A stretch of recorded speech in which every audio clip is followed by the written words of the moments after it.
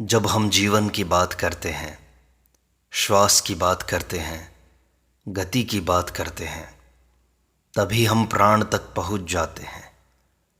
प्राचीन ऋषियों ने अनुभूत किया था कि शरीर मात्र अस्थिपिंजर या मांस मज्जा नहीं है। इसका वास्तविक जीवन, इसका प्राण ही है। वही सूक्ष्म ऊर्जा जो हर जीव को गति, चेतना और जीवन प्रदान करता है। योग शास्त्र कहते हैं प्राण ही जीवन है। तंत्र ग्रंथ इसका अधिक सूक्ष्म विश्लेषण करते हुए बताते हैं, प्राण कोई साधारण वायु नहीं, यह आदि प्रकृति की शक्ति है, एक जीवनदायी कंपन।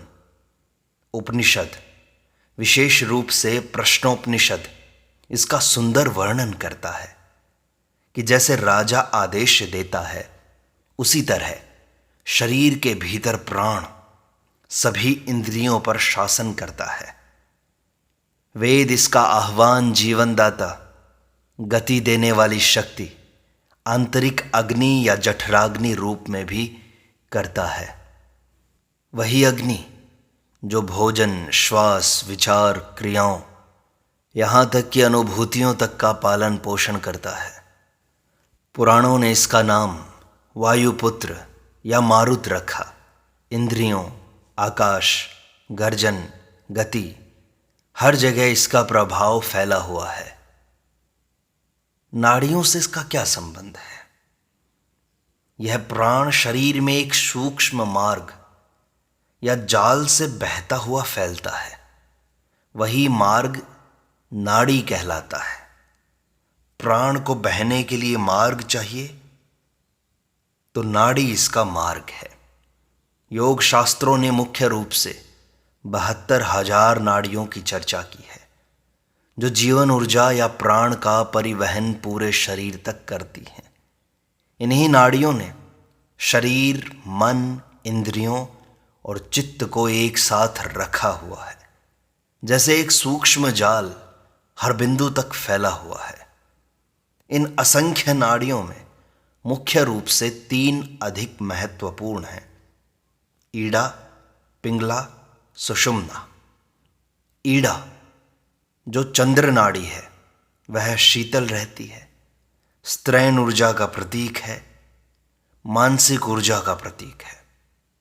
पिंगला जो सूर्य नाड़ी है, ऊष्मता का प्रतीक है, पुरुष ऊर्जा का प्रतीक है और शारीरिक गति का प्रतीक है। सुषुम्ना नाड़ी, यह मध्यम मार्ग है, साधना का प्रतीक है, कुंडलिनी का प्रतीक है और जागृति का प्रतीक है। तंत्र शास्त्र कहते हैं कि साधना, श्वास नियंत्रण, मुद्रा, बंध, क्रियाओं और मंत्र जप द्वारा साधक ईड़ा, पिंगला का असंतुलन मिटाकर सुषुम्ना मार्ग खोल देता है। तभी जीवन ऊर्जा या कुंडलिनी शांति और एकात्मता की अनुभूति प्रदान करती है। संक्षेप में कहें तो प्राण मात्र श्वास नहीं है, जीवन की सूक्ष्म शक्ति है, जो असंख्य नाड़ियों से होकर शरीर, इंद्रियों, चित्त और आत्मा तक फैलता हुआ एक जीवन जाल निर्मित करता है। अब यह प्राण काम किस प्रकार करता है? इसे साधने या नियंत्रित रखने के कौन से उपाय किए जा सकते हैं, इस पर हम चर्चा करेंगे। सबसे पहले, प्राण जीवन की गति तय करता है। प्राण ही जीवन का वास्तविक कारक है।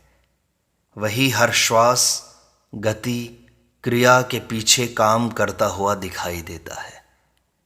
यह शरीर की प्रत्येक कोशिकाओं तक ऊर्जा पहुंचाकर उन्हें क्रियाशील बनाए रखने का काम करता है। जैसे एक कार तभी चलेगी जब इसका ईंधन ठीक होगा, उसी तरह हमारा तन मन तभी काम करता है जब इसका ईंधन अर्थात प्राण व्यवस्थित रहे।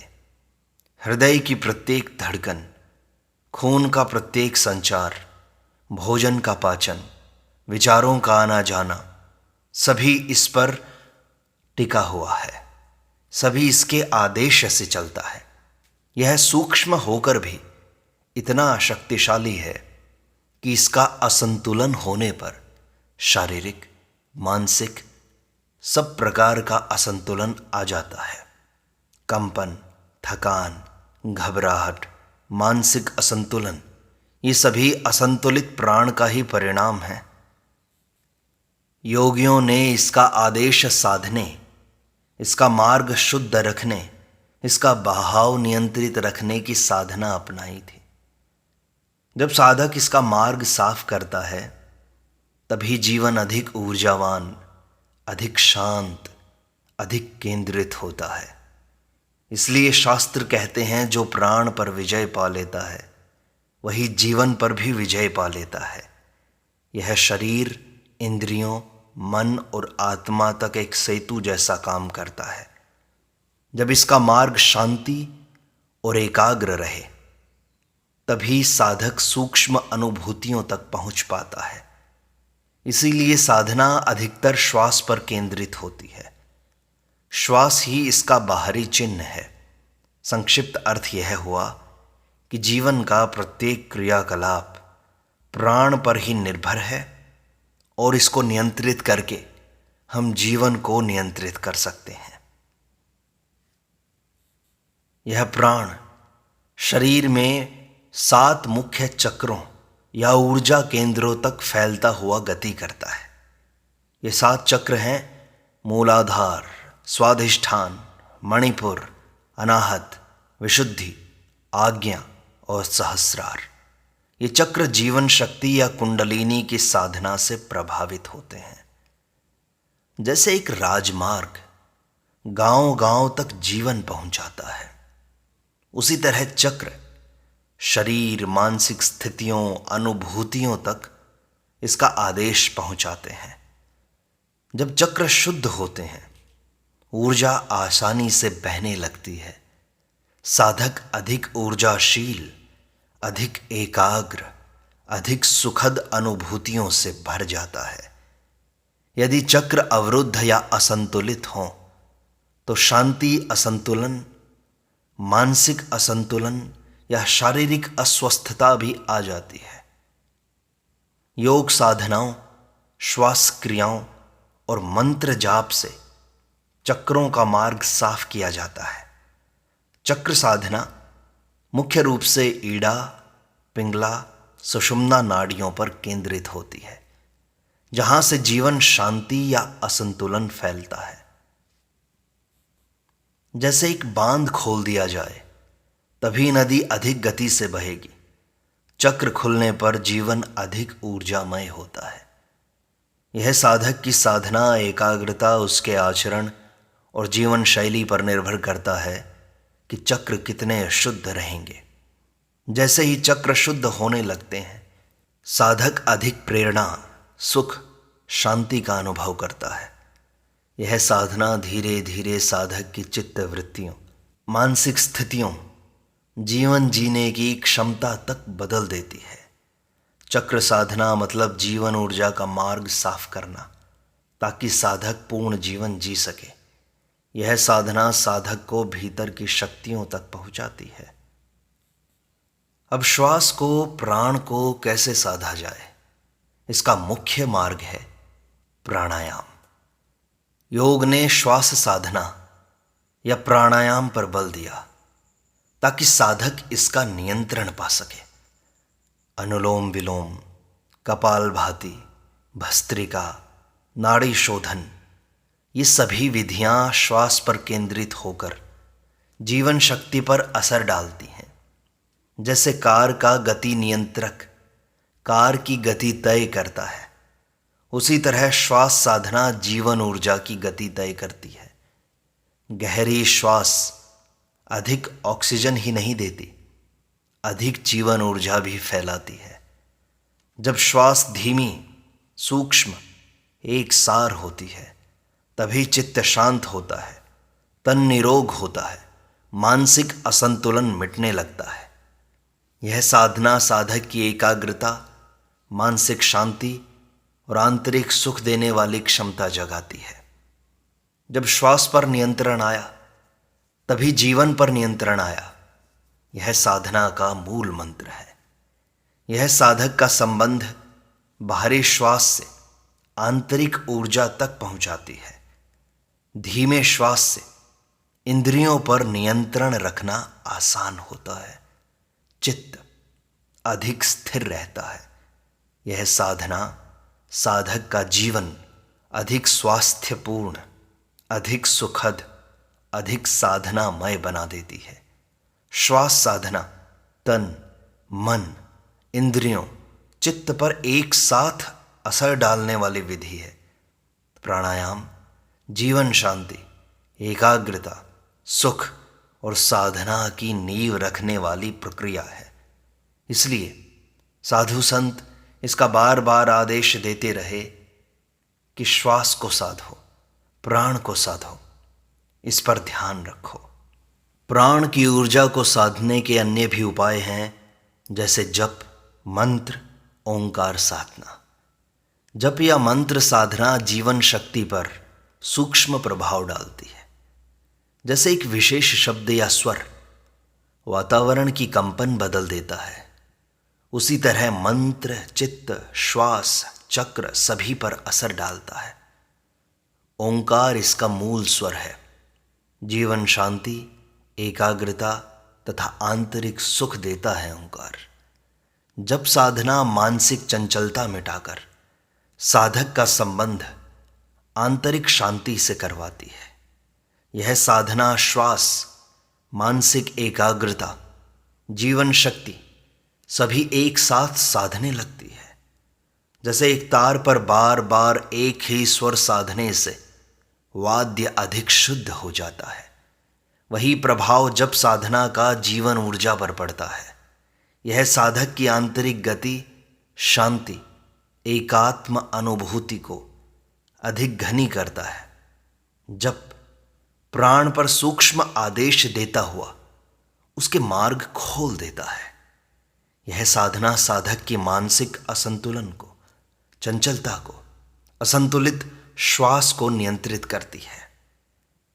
जब से मन एकाग्र होता है और एकाग्र मन प्राण को अत्यंत नियंत्रित कर सकता है। जब अधिकतर साधुओं ने साधना का मुख्य मार्ग बनाया, इसका प्रभाव चित्त पर शांति, एकाग्रता, निर्बलता रूप से सामने आया है।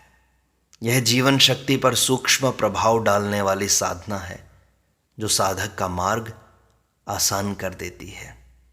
इसलिए शास्त्र कहते हैं, जप साधना साधक की नाव है। प्राण शक्ति को साधने के अन्य उपाय हैं बंध, मुद्रा या क्रियाओं का उपयोग। योग ने बंध, मुद्रा, क्रियाएं दी ताकि साधक जीवन शक्ति पर अधिक सूक्ष्म आदेश पा सके। जालंधर बंध, मूल बंध, उड्डयन बंध ये आंतरिक अवरोध या मार्ग बदलने वाले साधन हैं। जैसे एक बांध पानी की गति तय करता है, बंध साधना श्वास, ऊर्जा, चित्त पर असर डालता है। मुद्राएं जैसे चिन्ह मुद्रा, योनि मुद्रा जीवन शक्ति का मार्ग तय करके साधना अधिक कारगर बना देती हैं। क्रियाएं जैसे नेति, धोती, बस्ती शरीर शुद्धि कर जीवन शांति सुनिश्चित करती हैं। यह साधना साधक की आंतरिक शांति, एकाग्रता और मानसिक बल को अधिक उपयोगी बनाती हैं। जब मार्ग शुद्ध होगा तभी साधना अधिक प्रभावी रहेगी। बंध मुद्रा साधक की ऊर्जा अधिक सूक्ष्म केंद्रों तक पहुंचाती है।